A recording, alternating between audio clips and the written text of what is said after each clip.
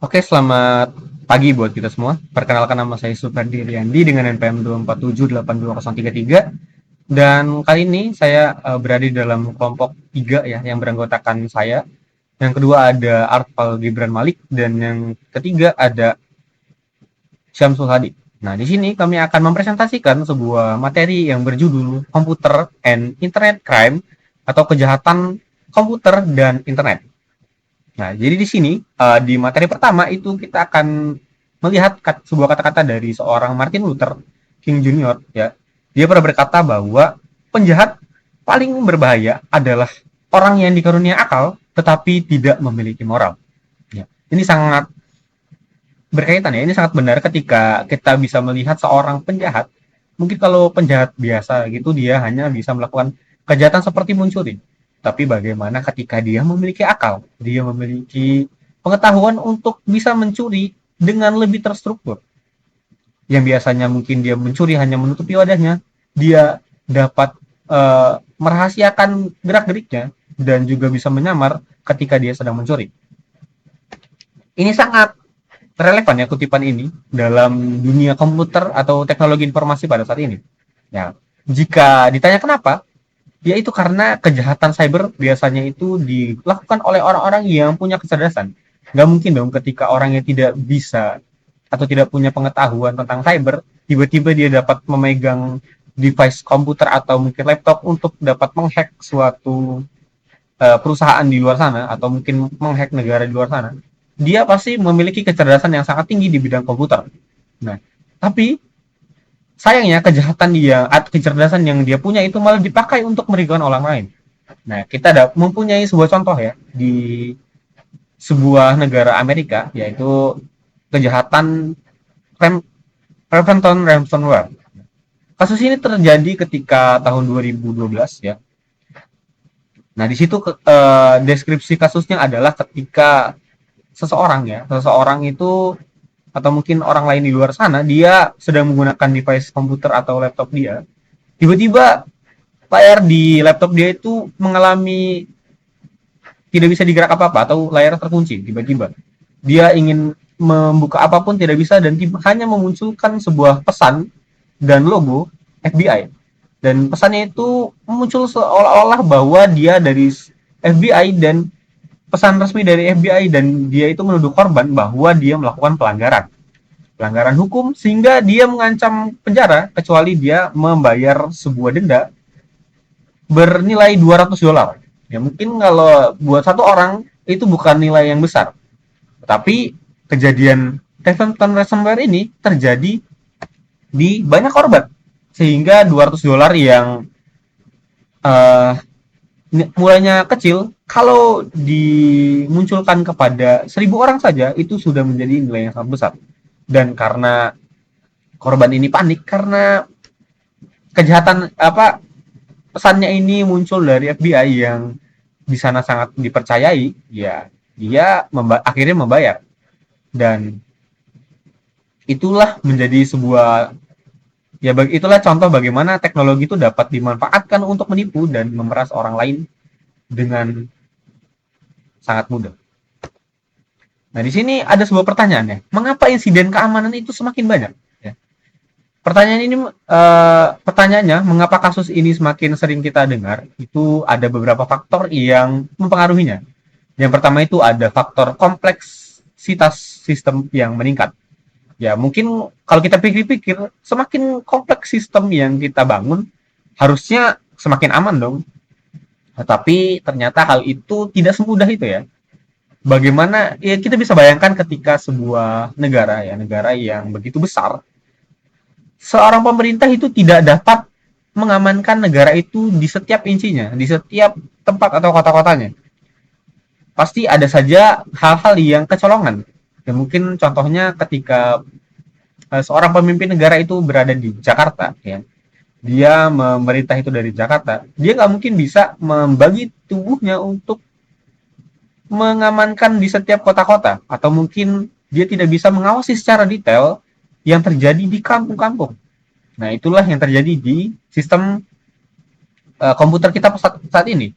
Ya, kita bisa melihat ada banyak sekali jaringan, ada banyak sekali server, ada banyak aplikasi atau cloud router sehingga eh, hal-hal itu, semua kejahatan itu bisa masuk di celah-celah itu.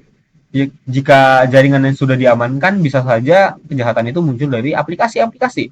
Jika aplikasinya sudah diamankan, bisa saja itu terhubung dari router. Apalagi ketika kita membahas kejahatan yang bisa saja muncul dari jaringan, yang muncul sebuah spam. Nah, jadi banyak sekali celah yang muncul. Yang kedua ada cloud computing. Ya, sekarang ada banyak sekali data yang disimpan di dalam cloud. Ya, ini memang sangat praktis, tapi ada risikonya juga. Resikonya itu muncul dari kepercayaan orang-orang. Muncul pertanyaan, apakah benar data yang kita simpan di dalam cloud itu benar-benar aman? Atau data itu benar-benar terenkripsi? Bisa jadi data yang kita simpan itu malah bisa dibuka dan bisa disebarkan oleh ke mata orang lain. Nah, mungkin cloud computing ini adalah sebuah sistem yang sudah sangat besar ya, yang mungkin sudah sangat terpercaya, tetapi kita tidak bisa meyakinkan 100% bahwa sistem itu bisa benar-benar aman. Karena seperti yang saya bilang, di kompleksitas, semakin banyaknya sistem yang dibangun, semakin canggih itu, maka semakin bisa juga ada semakin banyak celah-celah yang dapat dimanfaatkan oleh seorang penjahat untuk dapat masuk atau melakukan kejahatan. Yang ketiga di sini mengenai virtualisasi. Ya, jadi banyak sekali hal-hal yang terjadi di dunia ini semakin divirtualisasi. Semuanya itu bisa dibuat, yang pertamanya mungkin seperti contohnya ya, sekarang bahkan Gojek ya, dulu ojek-ojek sekarang sudah bisa melakukannya dengan online ya, bisa memesan Gojek secara online, atau mungkin kita membeli, kita sudah online, kita mau belajar pun bisa dilakukan secara online. Nah, oleh karena itu, suatu server yaitu memiliki fisik bisa dijalankan berbagai uh, bisa dijalankan melalui banyak virtual mesin. Nah, ini juga terjadi di virtual mesin ya. Seperti yang kita tahu, virtual mesin itu sebagai contohnya ada sebuah virtual box ya. Virtual box itu dia dapat menciptakan banyak komputer di dalam satu komputer. Misalnya ini ada komputer utama, komputer laptop saya, ini laptop utama saya, dan dia bisa membuat 6 komputer di dalamnya. Ketika kalau dia device-nya kuat ya, dia bisa menciptakan 6 device komputer. Nah, bisa kita bayangkan ketika satu device utamanya ini, laptop saya, tiba-tiba terkena hack atau mungkin terkena virus, maka semua data yang di dalamnya itu mungkin saja bisa terkena imbasnya juga. Bagaimana komputer utama ini terkena, yang lainnya kena imbas. Yang keempat yaitu ada bug dan celah keamanan. Ya, seperti yang saya bilang di dalam uh, kompleksitas ya, semakin canggih ya, atau hampir semua software itu punya bug. Ya. Semua aplikasi yang kita punya, mungkin dalam bentuk Android atau iOS atau sebagai macamnya, itu pasti punya bug.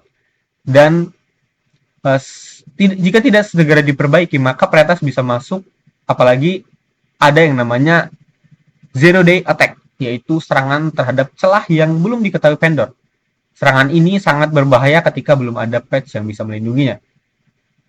Jadi ketika kita menciptakan sebuah aplikasi, ya bisa saja apa yang kita buat ini tidak sepenuhnya kita tahu, karena yang namanya sebuah sistem itu pasti ada celah-celahnya.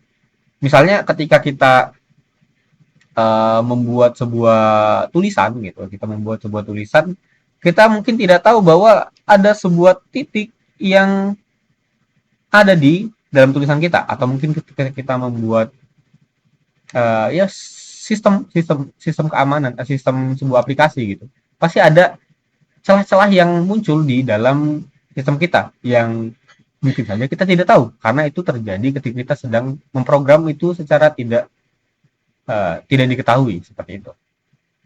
Nah, serangan ini sangat berbahaya karena secara bahwa pembuatnya itu tidak tahu bahwa ada kesalahan itu, jadi tidak bisa melindunginya. Mungkin ketika kita di Google Drive gitu, misalnya kita di dalam Google Drive, data itu sudah otomatis untuk terenkripsi, tetapi bisa saja ada sebuah celah gitu yang membuat bahwa data itu bisa dimasuki oleh orang lain. seperti itu. Ini ada yang terakhir, ada beyond bring your own device. Nah, di sini terjadi kepada perusahaan-perusahaan ya yang mengizinkan bahwa anggota atau karyawannya itu membawa device mereka sendiri. Jadi mungkin sekilas itu terdengar biasa ya, karena device kalau kita tidak bawa itu menjadi hal yang cukup sulit juga. Apalagi semua yang kita lakukan itu sekarang sudah tervirtualisasi seperti itu. Nah, perusahaan tidak boleh tidak bisa mengizinkan karyawannya membawa laptop atau HP pribadi, karena yang di dalam perusahaan, apalagi dalam perusahaan yang besar itu, semuanya pasti sudah diamankan oleh eh, yang dalam perusahaan itu. Misalnya dalam laptop ini dia sudah diamankan, jadi apapun yang dilakukan di sini tuh sudah bisa tercatat dan juga sudah dibatasi untuk bisa dilakukan. Tetapi ketika kita membawa device sendiri, karena kita tidak mengamankannya, karena tidak diamankan sesuai prosedur yang ada di perusahaan, maka mungkin saja ada virus yang masuk ketika kita melakukan kontak terhadap server yang ada di dalam perusahaan tersebut. Nah, itu juga bisa terjadi ketika kita mungkin menggunakan handphone kita untuk memindahkan data dan segala macamnya. Bisa saja virus-virus itu masuk dan malah merusak, membawa malware untuk masuk ke jaringan perusahaan kita. Dan itu yang terjadi pada kebanyakan orang seperti itu. Ini seperti itulah mungkin penjelasan dari saya. Menjadi kesimpulan di sini adalah semakin modern teknologi, semakin besar pula risiko yang dapat dihadapi, yang bisa ditimbulkan. Ini ada sebuah pepatah yang mengatakan semakin besar pohon itu bertumbuh, maka semakin besar pula badai yang menerpa. Uh, Ya mungkin itu saja presentasi dari saya.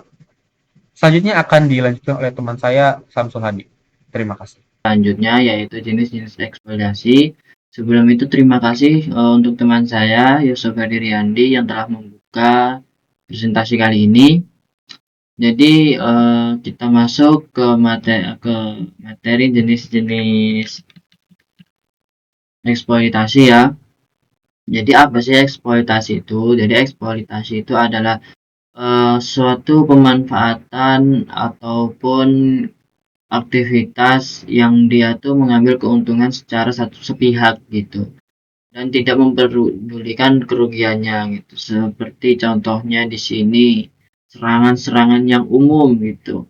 Nah, ini ada virus. Virus itu salah satu jenis eksploitasi. Kenapa? Karena mungkin bagi seseorang yang menyebarkan virus tersebut dia merasa diuntungkan dan orang yang terkena virus dia itu terkena dampaknya dan jika di anggota tubuh mungkin akan sakit dan jika di sebuah program mungkin programnya akan rusak seperti itu. Nah, virus itu tuh satu program berbahaya yang menempel pada file dan menyebar ketika file itu dibuka. Jadi kita analogikan virus itu seperti aroma yang tidak enak ya atau bau yang sangat menyengat gitu di dalam sebuah ruangan kamar mandi seumpama atau ruangan kamar lah, kamar ataupun ruangan apapun itu. Jadi aroma itu, bau itu dia tidak akan menyebar ketika kita tidak membuka pintu dari ruangan tersebut. Nah, sifatnya itu berarti dia menempel. Sama seperti virus ini, dia sifatnya itu menempel. Dia menempel pada satu file tersebut. Jadi kalau misalnya file itu nggak dibuka, nah, dia ya tetap ada di situ, tidak bisa menyebar dan tidak bisa merusak yang lain gitu. Tapi ketika file itu dibuka, nah, dia bisa merusak hal-hal yang lain gitu. Di sini contohnya ada hard disk ya, di format hard disknya gitu. Seumpama kita punya kayak apa namanya USB hard disk penyimpanan, di situ ternyata ada virusnya. Ketika kita colok di komputer kita, di laptop kita dan kita membuka file yang ada di dalam situ, maka otomatis komputer kita pun terinfeksi virus dari hard disk tersebut. Itu menular karena apa? Karena kita sudah membuka pintunya, sudah membuka jalan dari virus tersebut. Lalu ada spam. Nah, spam itu dia ibaratnya pesan masuk yang terlalu banyak gitu ya. sehingga membuat tumbang server ataupun tumbang salah satu admin dari softwarenya jadi kayak lemah gitu kan. Contohnya di sini email masal yang sering berisi iklan murahan bahkan malware. Tahun 2012 sekitar 68% email di dunia adalah spam. Jadi spam tuh kayak permintaan email-email gak penting. Contoh, kalian pasti punya WA. Nah, di WA itu ternyata ada satu nomor itu ngirim banyak pesan gitu, 1000 pesan sampai 2000 pesan, bahkan ngirim-ngirim email, bahkan ngirim-ngirim link-link gak jelas gitu. Nah, itu namanya spam, dan itu link itu bisa berisi malware, dan file itu juga bisa berisi malware gitu. Nah, ketika HP kita terus-terusan dikirim, terus-terusan menerima, dia akan lambat, dia akan lemah, dan akhirnya tumbang. Lalu ada lagi worm. Apa worm itu? Worm itu dia sejenis virus ya, cuman lebih berbahaya karena dia tuh tidak perlu dibuka, tidak perlu diberikan jalan, dia sudah bisa menyebar kemana-mana melalui jaringan. Contohnya di sini ada I love you ya, di sini worm terkenal seperti I love you. Apa I love you? Jadi I love you itu tuh berupa email ya. Email yang ketika email itu masuk ke kita, nah itu dia udah bisa nyebar kemana-mana itu. Kok seumpama kita dapat email dari I love you gitu, I love you, email I love you gitu, kita klik gitu, nah itu udah bakal menyebar kemana-mana gitu. Hanya satu kali klik dia akan menyebar kemana-mana melalui jaringan yang kita pakai gitu. Seumpama kita pakai jaringan wifi router router A gitu misalnya, router A, ternyata di router A itu ada worm. Nah, di situ ada satu komputer yang terinfeksi worm dan dia bisa menyebar ke jaringan yang lain gitu. Lalu ada Trojan Horse. Kenapa horse? Horse itu kan kuda ya. Jadi Trojan itu menyamar gitu kan ya. Menyamar sebagai program sah. Contohnya misalnya game atau screen saver, tapi diam-diam mencuri data atau memasang. Oke. Contohnya di sini saya langsung berikan contoh aja. Trojan Horse itu kayak aplikasi game sederhana di mana kita disuruh daftar gitu. Kalau mau main game itu kita suruh daftar gitu. Daftarnya apa? Daftar nama, tanggal lahir, terus identitas, bahkan kalau kita punya rekening kita dimintai nomor rekening gitu. Nah, itu salah satu bentuk dari Trojan Horse di mana dia menyamar sebagai program sah. Nah, jadi ketika game itu terlihat sederhana, terlihat biasa-biasa aja, tetapi pada dasarnya game itu memiliki tujuan tertentu di mana dia akan mencuri data secara diam-diam gitu.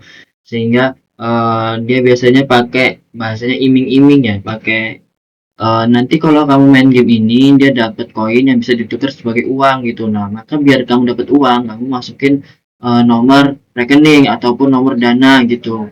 Nah, itu nanti biasanya verifikasi di dana, verifikasi di banking ataupun kita masukin kartu identitas kita gitu. Nah, itu salah satu contoh Trojan Horse di mana dia menyamar sebagai program sah, aplikasi sah, game, dan mencuri diam-diam gitu. Lalu ada DDoS ya, Distribution Denial of Service, di mana itu adalah ribuan komputer zombie yang menyerang server secara bersamaan. Jadi ibaratnya sekelompok orang yang dia itu berniat jahat lah, kayak sudah tidak terima dengan server ini karena mungkin servernya lemah ataupun hanya sekedar iseng gitu. Nah, dia tuh bentuk komunitas di mana menyerang si server itu gitu, dengan entah dengan spam lah, entah dengan virus-virus yang dikirim, entah dengan worm yang dikirim. Nah, itu bisa disebut DDoS itu. Lalu ada rootkit. Rootkit itu memberi akses tersembunyi kepada peretas. Nah, ini nih rootkit ini kita kadang tidak tahu. Karena apa? Karena rootkit ini sebuah program yang dia tuh berada di level rendah. Maksudnya level rendah tuh kayak di bot gitu, di rootnya gitu, di sistemnya gitu. Jadi ketika kita buka sebuah komputer, kita tidak akan mengecek sistem kan. Kita hanya membuka apa yang ada di komputer itu, seumpama ya Chrome, Google Chrome, Google Edge dan Microsoft Office. Udah, kita hanya mengoperasikan komputer tersebut tanpa kita sadari bahwa di root atau bot pada komputer itu sudah ada rootkit. Jadi ibarat ya, dianalogikan Rootkit itu seperti lubang ya, seperti lubang yang ada di bawah lemari gitu. Lubang yang ada di bawah lemari. Nah, kita nggak bakal tahu tuh lubang itu gitu karena letaknya di bawah lemari, dan kita juga kalau nggak terlalu detail ngeceknya ya nggak bakal tahu kan. Bahkan si lubang itu bisa menjadi jalan utama gitu, akses utama untuk peretas. Ibarat di lemari isinya makanan, di bawah itu ada lubang, nah lubang itu bisa jadi jalan untuk semut, untuk apa namanya, kecoa, untuk makhluk-makhluk lain yang dia tuh bisa ngerusak makanan itu gitu. Dan caranya gimana? Kalau di sini solusi terbaiknya itu biasanya reinstall dan reinstall sistem. Jadi kita kayak hapus sistem yang udah lama, ibarat lemari itu buang lemarinya, kita pakai lemari yang baru gitu. Lalu ada phishing. Phishing sendiri itu dia itu kayak fish ya, ikan, fishing itu memancing artinya ya. Jadi di sini tuh dia bentuk email, SMS ataupun link, biasanya link phishing itu, dimana kita diharuskan mengklik link tersebut lalu memberikan data kita. Seumpama tiba-tiba kalian mendapat SMS ataupun pesan dari email, eh, akun Anda, nomor HP Anda berhak mendapatkan dana kaget sebesar berapa juta gitu, sebesar 100 juta gitu. Silahkan verifikasi dan ambil di link berikut ini gitu. Kita klik linknya, nanti kita masukin data kita. Sama seperti Trojan ya, hampir sama seperti Trojan. Cuman kalau Trojan itu dia menyamar sebagai program sah, misalnya game. Dia menyamar seperti aplikasi ya. Dia melakukan penyamaran. Tapi kalau phishing, dia memancing ya, dengan kata-kata memancing seperti kalau kamu mau duit, kamu ini verifikasi lewat ini. Kalau kamu mau, ibaratnya yang orang-orang programmer ya, yang main-main game gitu ya, kalau kamu mau dapat skin, kamu dapat bundle yang bagus, kamu klik aja di sini, klaim aja di link ini gitu. Padahal di situ sama aja dia mencuri data gitu. Nah, kita lanjut ke siapa sih pelaku dari semua itu gitu kan. Ada beberapa kategori pelaku dari semua itu ya. Yang pertama itu ada hacker. Sebenarnya hacker itu bukan bisa kita, tidak bisa kita klaim 100% sebagai pelaku ya. Karena menurut saya hacker itu bukan sebagai pelaku kejahatan kriminal, tapi suatu status atau pekerjaan dia tuh apa hacker. Nah, hacker ini kan dia awalnya netral nih, sekedar orang yang suka mengeksplorasi sistem, tapi sekarang lebih sering dipandang sebagai penyusup. Jadi ada di satu perusahaan, di mana seumpama perusahaan itu mengembangkan satu aplikasi, di situ ada tim hackernya, di mana melakukan uji coba. Kita sudah perusahaan itu sudah merilis satu aplikasi, perusahaan itu sudah membuat aplikasi, jadi si hacker itu tuh uji coba apakah aplikasi ini benar-benar aman, apakah aplikasi ini benar-benar kuat, apakah keamanan yang ada di aplikasi ini sudah benar-benar kokoh. Nah, disitulah tugas si hacker untuk melakukan uji coba sebelum akhirnya tuh rilis gitu si aplikasi tersebut gitu, sebelum akhirnya digunakan banyak orang.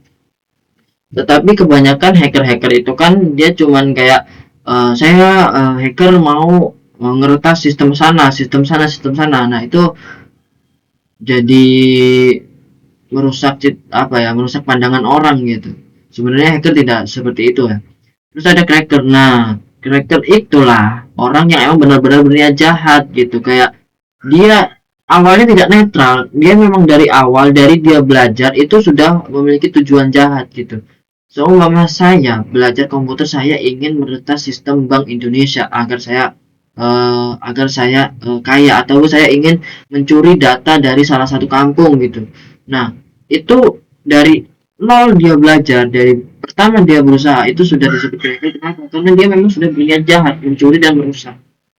Lalu ada insider jahat, orang dalam perusahaan yang menyalahgunakan akses. Ini berbahaya karena orang tahu seluk-beluk sistem. Ini seperti seseorang yang tidak memiliki akuntabilitas ya, tidak memiliki tanggung jawab, tidak bertanggung jawab atas pekerjaannya. Seperti seseorang yang ditugaskan untuk menjaga server ataupun mengolah data ataupun orang yang bekerja di bank, orang yang bekerja di pemerintahan, di mana dia itu diberikan sebuah tanggung jawab besar untuk mengelola data, menjaga privasi, tetapi malah disalahgunakan. Nah, itulah disebut insider jahat, di mana dia memanfaatkan apa yang dia tahu untuk kepentingannya dia sendiri ataupun untuk kepentingan orang lain. Jadi sebenarnya kalau orang yang bekerja di bagian itu dia tidak boleh berpihak kemana-mana ya. Dia hanya fokus untuk menjaga dan mengolah data ini secara baik gitu. Lalu ada industrial space, adalah mata-mata industri yang mencuri rahasia bisnis untuk pesaing. Nah ini juga dia seperti sistemnya seperti CCTV ya, CCTV tidak terlihat gitu ya.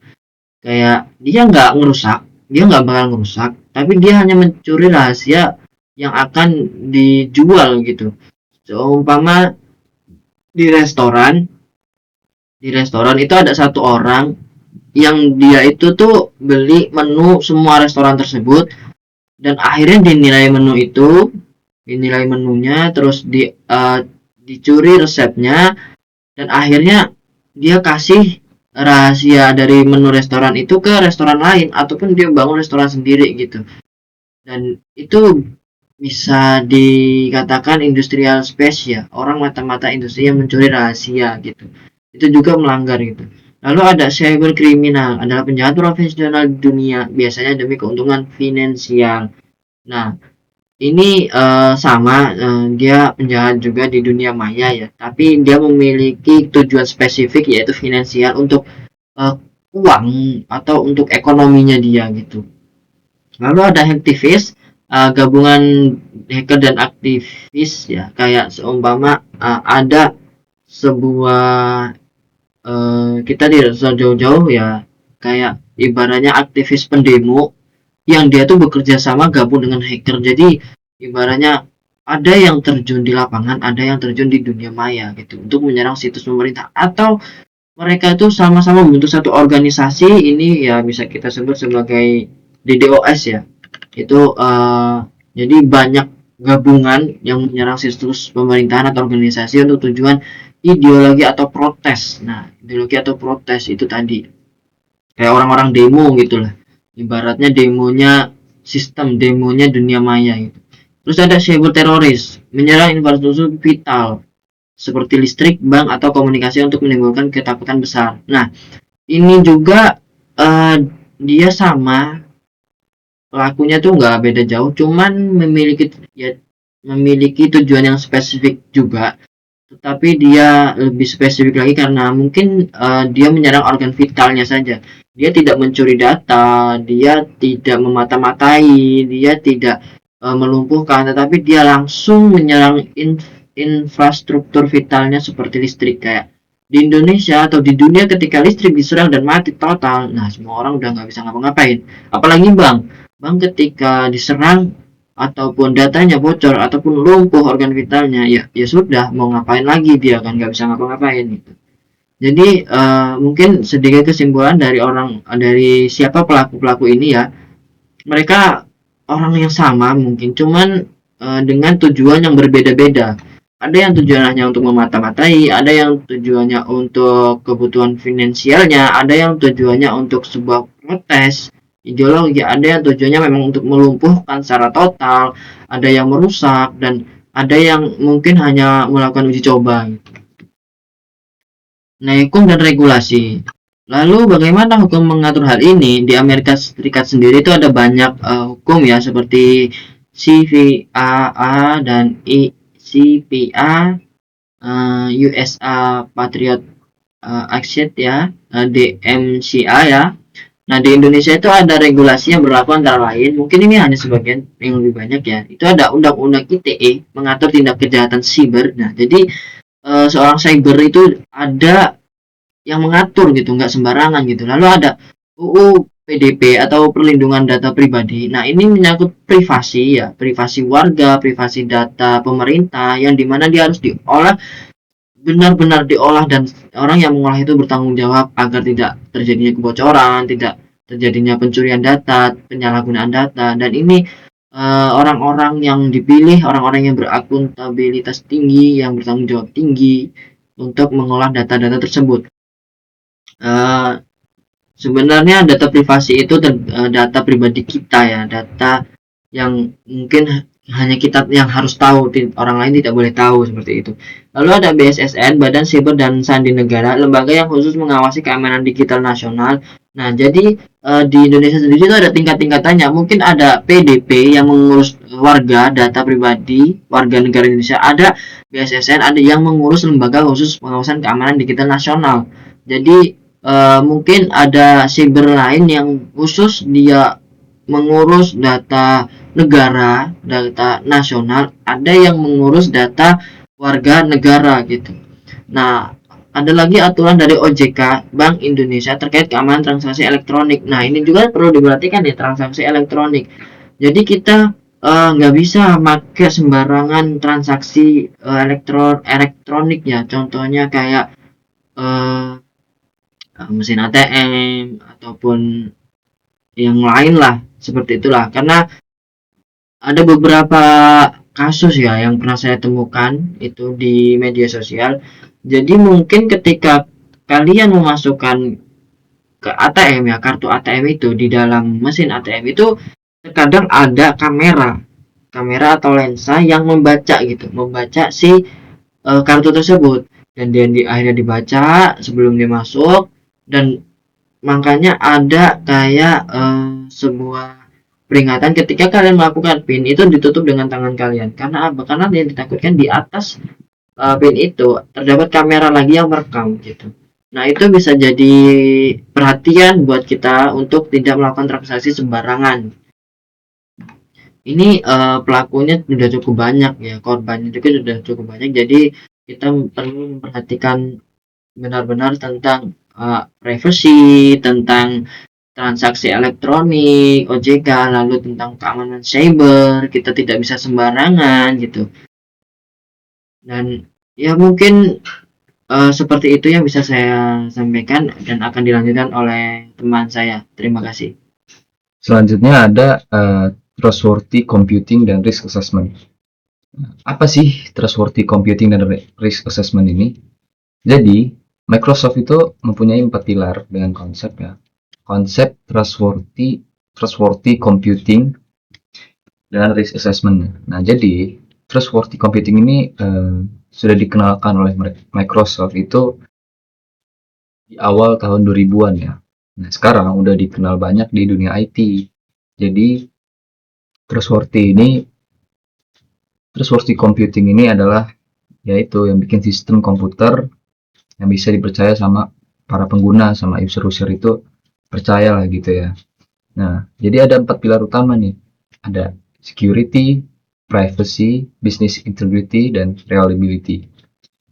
Nah, jadi di 4 pilar ini, di security misalkan, sistem harus aman dari serangan. Nah, jadi nggak boleh kena serangan dari virus, dari malware, hacker. Nah, ini juga sebenarnya 4 pilar utama ini sangat berpengaruh ya di computing. Selanjutnya privacy. Nah, privacy ini data harus dilindungi. Data pengguna itu harus benar-benar dijaga, nggak boleh bocor sembarangan. Nah, ini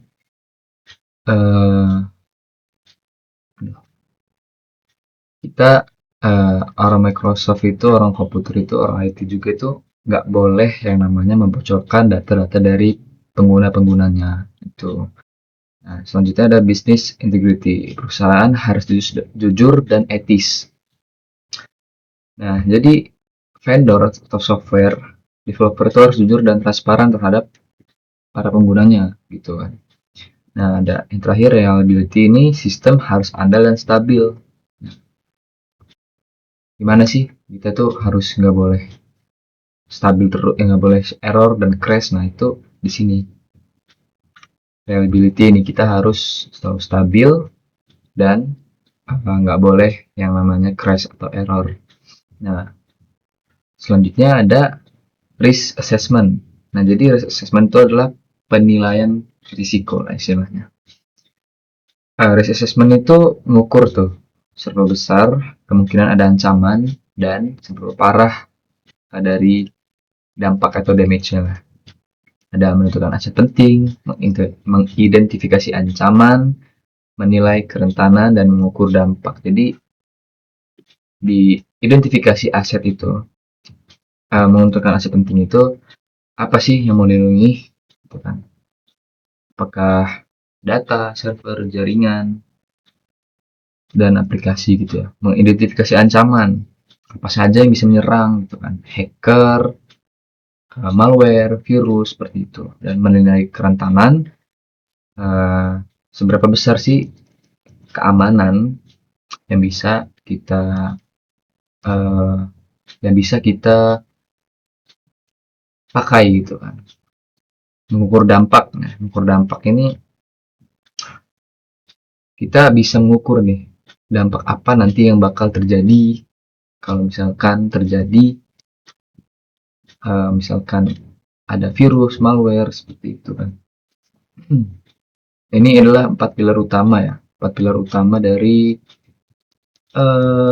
trustworthy computing, dan ini risk assessment-nya adalah penilaian risikonya. Selanjutnya ada konteks Indonesia dan regulasinya. Nah, jadi di Indonesia juga banyak kasus ya terkait keamanan gitu ya, terkait ransomware, WannaCry, kebocoran data KTP, phishing bank via segala macam. Nah, di sini tuh kita bisa lihat lah regulasinya. Regulasinya itu yang berlaku itu ada UU ITE, UU PDP. Nah, jadi artinya aturan sudah ada, tapi tantangan terbesarnya adalah implementasi dan penegakan hukumnya. Sama seperti di seperti computing knowledge assessment, kita nggak boleh asal-asal bikin sistem, harus dianalisis dulu, dan risk assessment, penilaian risikonya, biar jelas nih di mana kelemahannya, biar nggak terjadi seperti ini. Itu kasus-kasus lah seperti ransomware, WannaCry, kebocoran data, dan lain-lainnya. Tabel ini membantu kita memahami bahwa regulasi Indonesia sudah ada, tapi tantangan informasi dan penegakan hukumnya masih besar. Selanjutnya ada kebijakan keamanan dan edukasi pegawai. Nah, teknologi saja tidak cukup. Teknologi saja tidak akan berguna tanpa kebijakan dan edukasi. Nah, ada namanya security policy. Dokumen resmi yang mengatur akses, penggunaan password, perlindungan data, hingga sanksi pelanggaran. Nah, selanjutnya ada edukasi pegawai. Ini penting juga nih. Penting agar karyawan tidak mudah tertipu phishing, tidak sembarang membuka USB, dan sadar bahwa keamanan adalah tanggung jawab semua orang. Ini sangat penting nih di edukasi. Kalau nggak ada edukasi, ya mungkin karyawan-karyawan yang bakal asal-asalan, mudah tertipu, sembarang memakai USB, dan tidak sadar bahwa keamanan adalah tanggung jawab semua orang. Nah, jadi ini tuh semua sebenarnya bukan hanya di dunia IT. Di luar dunia IT juga kita harus bisa menerapkan sistem dan sistem kehidupan seperti inilah ya, kebiasaan seperti ini. Agar kita tidak bisa terkena yang namanya serangan cybercrime, seperti itu. Kita juga nggak boleh asal-asal. Jadi keamanan itu bukan hanya masalah IT gitu kan. Jadi budaya organisasi lah. Selanjutnya pencegahan, deteksi, dan forensik komputer. Nah, pencegahannya ada 3 langkah ya di sini. Ada pencegahan, deteksi dan respon, dan computer forensik. Jadi pertama ada pencegahan nih, firewall, IDS, antivirus, audit rutin, dan sistem cadangan. Sistem cadangan dan juga backup data gitu ya. Nah, deteksi respon ini rencana yang jelas untuk menghadapi insiden, termasuk menyimpan bukti digital, membatasi serangan, dan memulihkan sistem gitu ya. Dan selanjutnya ada computer forensik. Ini adalah ilmu mengumpulkan dan menganalisis bukti digital agar bisa dipakai di pengadilan. Nah, tanpa 3 langkah ini, organisasi itu akan kesulitan menangani insiden yang semakin kompleks. Selanjutnya, nah ini kesimpulannya. Dari pembahasan tadi ada beberapa poin penting. Kejahatan komputer adalah ancaman nyata baik di dunia maupun di Indonesia. Kejahatan komputer adalah ancaman nyata. Ini kita harus hati-hati ya dengan kejahatan komputer ini. Karena kalau kita memang nggak ngerti apa-apa dan kita memang orang awam, kita bakal ya gampang sekali terkena dari kejahatan komputer. Maka dari itu kita harus belajar tuh apa saja yang harus kita hindarkan, apa saja yang harus kita lakukan agar terhindar dari kejahatan komputer. Nah, selanjutnya ada insiden meningkat karena sistem makin kompleks dan teknologi berkembang cepat. Nah, ini. Nah, insiden ini kan meningkat nih karena sistem makin kompleks. Nah, bagaimana caranya? Kita harus bisa mengembangkan sistem agar tidak terkena ya, insiden lah yang tidak diinginkan. Selanjutnya, bentuk serangan sangat beragam dari virus, worm, trojan, spam, hingga ransomware. Nah ini, biasa-biasanya ini yang orang terkena ini salah-salah nih, website iklan di web, atau sembarangan memakai USB. Kalau di tempat umum itu biasanya memakai WiFi yang jaringan tidak aman gitu kan. Itu asal-asal. Karena ada WiFi gratis gitu kan.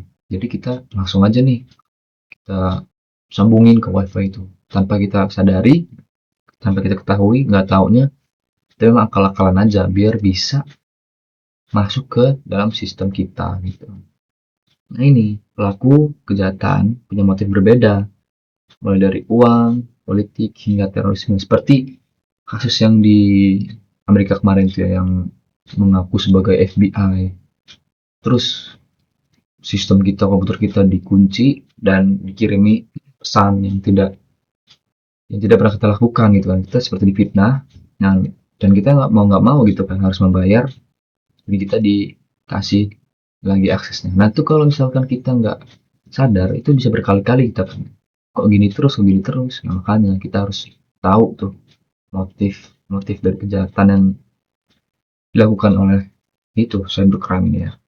Nah, pencegahan, deteksi forensik, regulasi, dan edukasi adalah kunci menghadapi ancaman ini. Nah, makanya tadi itu langkah ini sangat penting ya. Kita harus ada pencegahannya, deteksi respon, dan komputer forensik. Nah, jadi ingat, tidak ada sistem yang benar aman. Yang bisa kita lakukan adalah meminimalkan risiko dengan teknologi, kebijakan, dan kesadaran bersama.